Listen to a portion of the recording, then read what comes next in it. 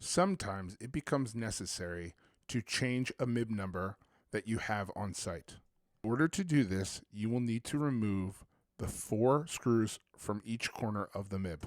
You will proceed to do this with a PH1 Phillips head screwdriver. Once loosening all the 4 screws, please remove the top cover, opening up the MIB. Inside, you will see a set of 8 switches. These switches correspond to codes that correspond to each machine number. Please contact your Laundry Boss representative for a specific machine code. Simply adjust the dip switches with the screwdriver, 0 being down and 1 being up, to the new number code. Once you are done, place the lid back on and screw in the 4 screws.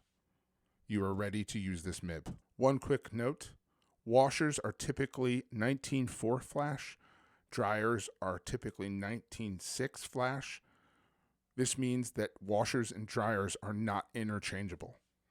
If you have machines like Fagors or Maytag or any other machine that has a different programming, please contact Laundry Boss before making this change.